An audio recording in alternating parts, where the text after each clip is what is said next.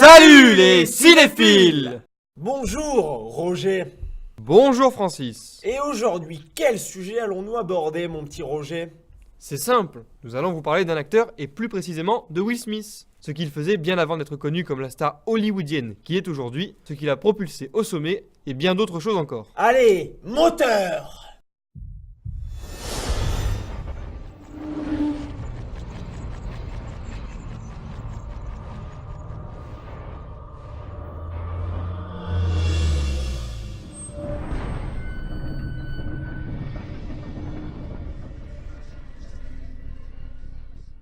Bien avant de vivre de sa passion principale, la musique... Et ouais mon gars, t'as cru qu'on allait dire le cinéma, hein? Eh ben non, sa première passion, ça a été la musique. Ça t'embouche en coin. Ouais, reste tranquille Francis.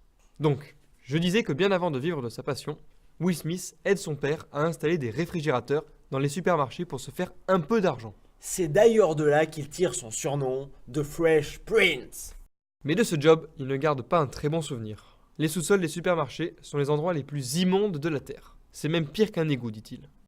Ah, ça y est, le lycée c'est fini, Will Smith est un homme libre. Libéré, délivré. Sa mère aimerait qu'il rentre dans une université, mais il ne pense qu'à une seule chose, faire du rap. Et les keufs et les meufs dans le RER. La banlieue c'est pas rose. La banlieue c'est morose. En 1987, il signe avec le label Jive Records et avec son ami Jeff Towns, ils enregistrent leur premier album intitulé Rock the House. Leurs noms de scène sont DJ Jay-Z Jeff and the Fresh Prince. Leur album connaît alors un joli succès. 2 ans plus tard, le duo obtient le Grammy Award de la meilleure performance rap pour le single Parents Just Don't Understand. Cette récompense est entre autres le premier trophée du genre à être décerné. Et c'est comme ça que le type il devient multimillionnaire à seulement 20 ans. Génie! Nous sommes maintenant en 1990. Benny Medina offre à Will le rôle principal de la sitcom Le Prince de Bel-Air. La série s'inspire légèrement de la vie de Will Smith. Le personnage qu'il incarne vient de la même ville et il partage la même passion pour le rap. Pour le reste, ce n'est que de la fiction. La chanson du générique est composée par Quincy Jones et nous rappelle le clip Parents Just Don't Understand.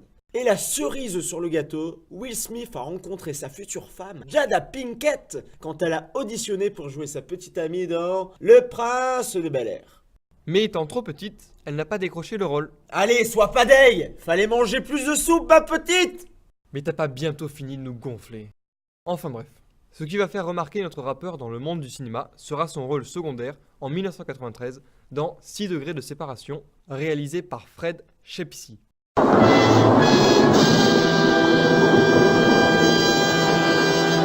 Et c'est en 1995, grâce au film Bad Boys de Michael Bay, qu'il lance pour de bon sa carrière cinématographique. Et pour la petite anecdote, Steven Spielberg a dû téléphoner personnellement à Will Smith pour réussir à le convaincre de faire Men in Black. Heureusement qu'il a dit oui le gars, parce que cette trilogie des Men in Black, elle fait vraiment partie de ses meilleurs films.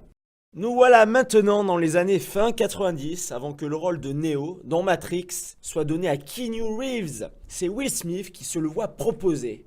T'aurais pas kiffé voir Will Smith dans ce film, toi? Avoue.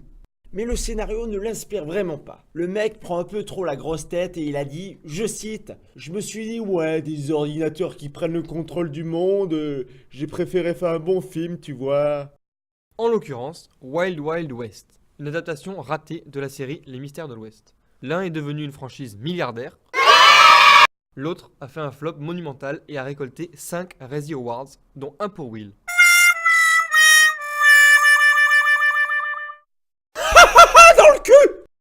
Nous sommes maintenant en 2002. Will Smith obtient une nomination aux Oscars pour son rôle dans le film Ali. Prince Ali, sa seigneurie. Il ne décroche pas le trophée, mais il aura tout donné pour son personnage, la figure légendaire du sport Mohamed Ali. Pendant une année, il se met à la boxe 14 heures par jour, étudie en détail la vie d'Ali, lit le Coran et apprend l'histoire de la lutte des Noirs américains pour les droits civiques. Lorsqu'il débarque sur le lieu de tournage à Chicago, il est métamorphosé. Il était monstrueux, décrit Paul Rodriguez. Will ressemblait à une bête. Il avait les yeux pleins de rage et il avait pris beaucoup de kilos et se déplaçait difficilement. Les années passent et Will Smith continue de nous divertir avec par exemple iRobot, Hancock, Je suis une légende, et bien d'autres encore. Will Smith a maintenant 48 ans. Il continue toujours de tourner dans des blockbusters à l'américaine, comme dernièrement Suicide Squad, et entre un peu plus chaque jour dans la légende des acteurs américains. Un grand bravo à lui pour son parcours. Et si jamais tu nous regardes, mon petit Will, sache que je te prends quand tu veux au ping-pong.